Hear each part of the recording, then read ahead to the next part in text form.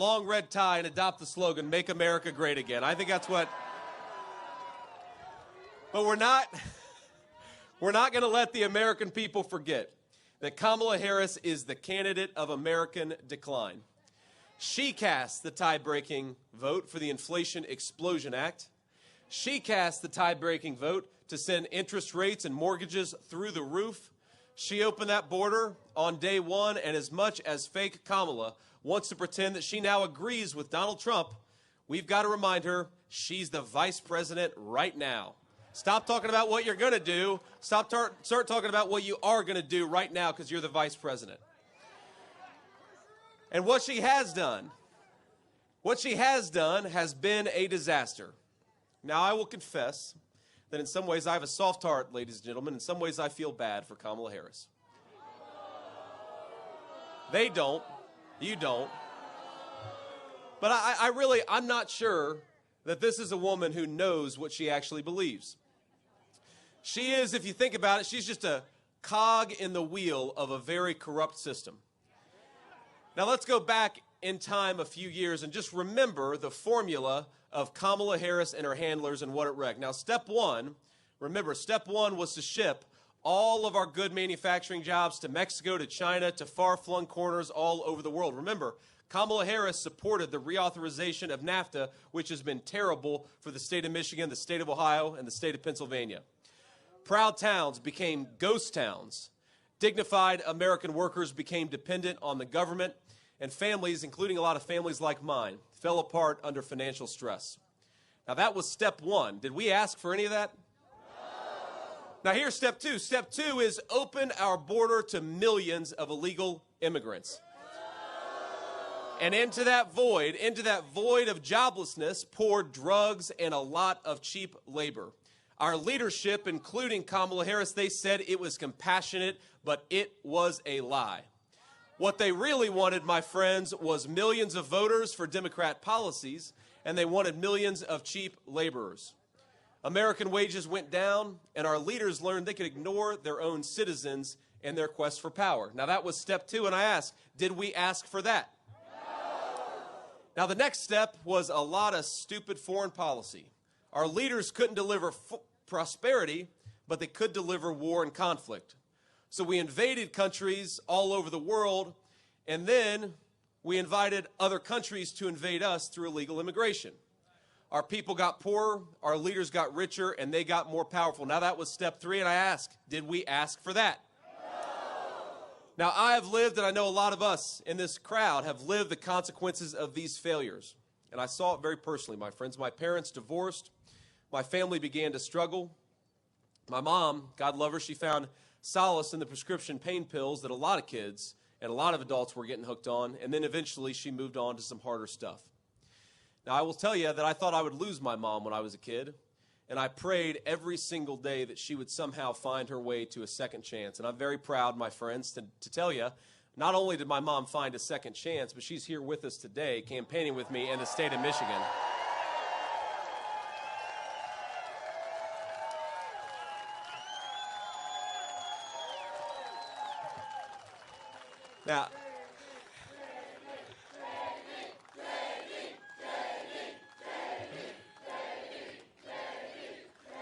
Now she is, I will say, the best grandmother that my kids could ask for. They are 7, 4, and 2. Spoils them a little bit too much. Mom, no more Pokemon cards in front of 1,000 people. No more Pokemon cards. The kids have got enough. But I know that a lot of Americans prayed for that second chance, and thank God we got it. But a lot of Americans prayed for other things. They prayed for good jobs. They prayed for their towns to have prosperity.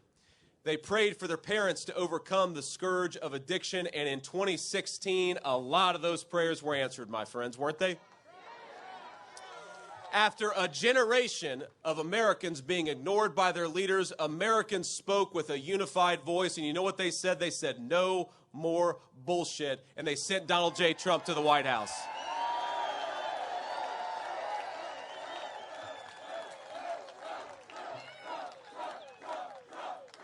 Now, the same people who screwed this country up for 30 years said President Donald Trump would fail. Remember that? And I remember I was myself, I didn't fully believe in the promises of Donald Trump. He persuaded me because he did such a good job. What happened next? Let's all remember. Gas was $2 a gallon. Housing was affordable for young and old alike. Wages were rising, and this word inflation, that's all people talk about now, it wasn't even an issue. We had broad prosperity for every American, rich and poor. Donald Trump stopped the stupid wars and stood up to the bad guys all over the world. He recognized what our failed leadership didn't, that weakness invites American boys and girls to wars that they shouldn't have to fight. American strength promotes peace, and we had a hell of a lot of peace when Donald J. Trump was the President of the United States.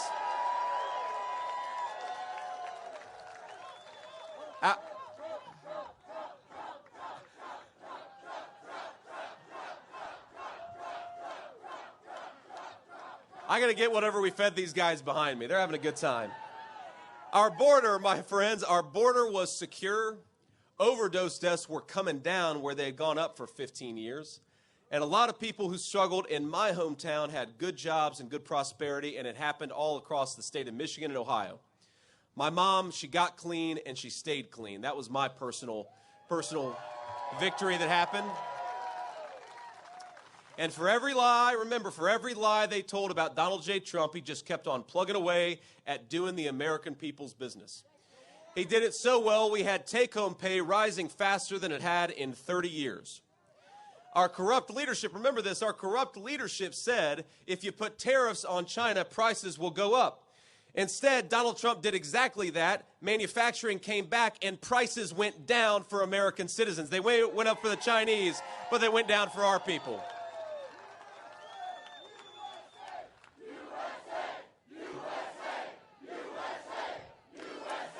Because when you make your own stuff with the hands of American workers, the whole country prospers. We know that in Michigan better than anywhere. Now, our corrupt leadership said if you enforce the border, people south of the border are going to suffer. But Donald Trump recognized that his first responsibility as president was to the American citizen and not to anybody else. So he shut down that border. He shut off the drug trade. He drove the cartels out of business, and he had overdose deaths falling in this country. What an amazing thing it was.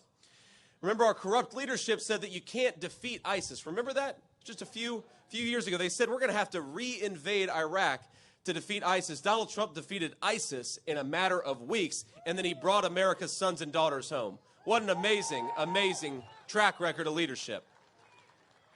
But let's be honest, the country wasn't broken in 4 years, and 4 years was not enough time to root out all of the corruption. So while Americans were getting richer, a lot of bureaucrats and globalists were getting poorer. That was the story of Trump's term. So Kamala Harris, she and her corrupt handlers, they came up with a plan. Now, they couldn't beat Donald Trump in an honest debate, so they decided to engage in censorship. They were going to censor Donald Trump, and they were going to censor his supporters. Now, remember, back in 2020, they lied about Biden's corruption and covered up the fact that his family got rich by selling access to the United States government. And Kamala Harris was there for all of it. They lied about the Hunter Biden laptop and encouraged big tech to silence the story, and they did. They lied about COVID coming from a Chinese lab, and they censored anybody who disagreed. Kamala Harris even went on national TV and said Joe Biden was as sharp as a tack. Even he was clearly mentally incompetent to do the job. And so it's obvious what's been going on, right? Kamala Harris has been calling the shots. And by lying about his mental fitness for the job, she got what she always wanted, which was more power. And what was the result? On her watch, gas prices are up 50%. Housing costs have doubled. You talk to a young person today, young people cannot afford to buy a home in their own country. We're turning a generation of 20 and 30-year-olds into permanent debtors. Donald Trump and I believe young people ought to own a stake in their own country, be able to build a life and start a family. That's what we're fighting for. Grocery prices. Grocery prices under Kamala Harris are up 21%, and I think that undercounts it. A record number of Americans are working multiple jobs. The housing market is as unaffordable as it has ever been. And the average new car costs nearly $50,000. Americans, this is heartbreaking. We now owe more than $1 trillion in credit card debt, a record high, at a time when interest rates are going up and up. That's not all she did, my friends. She isn't just causing high prices, she is undoing the incredible work that Donald Trump did to rebuild American manufacturing. Now, we stand very close, of course, to the new Goshen factory, right? That's right. And remember the tie-breaking vote that she cast to send inflation through the roof. Remember that vote? That vote also made Chinese companies like Goshen eligible for millions of your taxpayer dollars. Now, the great Mike Rogers, who's running for Senate, has been a champion on this issue. Thank you, Mike, for doing what you do. There we go. Stand up. But it's not just great. It's not just the really good ones like Mike Rogers. Even some of the folks in Obama's administration said that the Goshen factory plant is a threat to America's national security. Even Obama's leadership. But Kamala Harris not only wants to allow the Chinese Communist Party to build factories on American soil, she wants to pay them to do it with our tax money. Now, China has also, of course, stolen from Michigan car companies and unfairly subsidized its auto industry for years. That is the wreckage of what the Chinese have been doing. And now Democrats in this state, and including Kamala Harris, want to give them hundreds of millions of dollars to those same companies that have been undercutting Michigan auto workers. What a disaster, isn't it? Now, I know, like I said, we've got some great leadership, like Mike Rogers, who are helping us in this fight. We've also got Chairman Pete Hoekstra, who will help turn Michigan red. Where's Pete at? Thank you, Pete. We've got the great Tudor Dixon. Where's Tudor at? I saw Tudor earlier. There's Tudor Dixon. Now, they all know firsthand the Democrats are helping China destroy and replace our auto industry from the inside out, and we're going to stop it. The Democrats are helping China, and it's not just in Goshen, okay? They're doing a lot more beyond that. In fact, just a few weeks ago, you probably saw this, Stellantis announced that it would lay off nearly 2,500 proud Michigan auto workers making the iconic Ram 1500 Classic. Now that is the record of Kamala Harris shipping American jobs to China and paying them to do it with your tax dollars. And what did she talk about at her convention speech? I just saw that. Did you see Kamala's convention speech? Well, that was smart of you for not seeing it, but I'm in this business. I have to. Now, Kamala Harris said, "When we fight, we win." This is one of her favorite taglines. And I don't know if you saw it, but then Tim Walz stood up and shouted, "And even when we don't fight." That's what Tim Walz said. Now, he lies about everything, of course. He calls me weird, but then he lies about how his kids were conceived. Who does that? That's just the weirdest thing I've ever seen. He said he served in combat, but the closest Tim Walz ever came to combat is when he let rioters burn Minneapolis to the ground and did absolutely nothing to stop it. And I know we have got a lot of veterans out there. I served in the United States Marine Corps, and I did go to Iraq when my country asked me, and I'm proud of it. And I know a lot of veterans who take offense .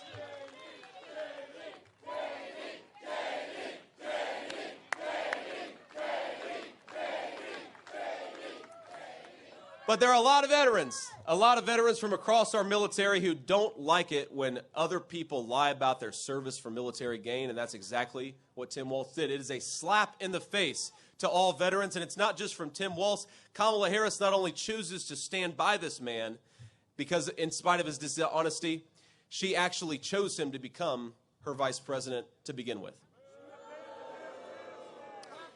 Now, while we're on the subject of their convention, she said something else at her convention. She said, and I don't know if you paid attention here, she said there are going to be extremely serious consequences for voting for Donald Trump.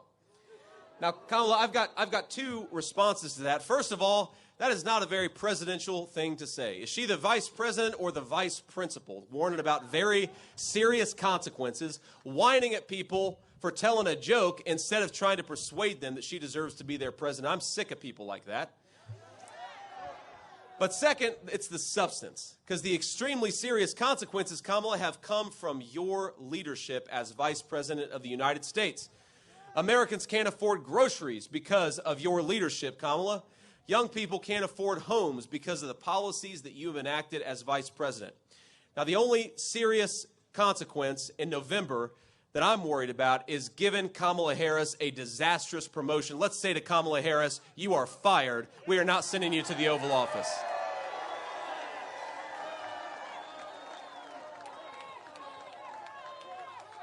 Now, my favorite line from Kamala is she says, if you elect her president, she is going to fix it all on day one. Well, Kamala, I hate to break it to you, but day one was 1,300 days ago. You've been vice president for 3.5 years. What the hell have you been doing during all that time? The message from this crowd and this state of Michigan is you had your chance, you failed, and we're not giving you a promotion. And Donald J. Trump is coming back to clean up your mess, Kamala Harris, and it's going to start right here in the state of Michigan.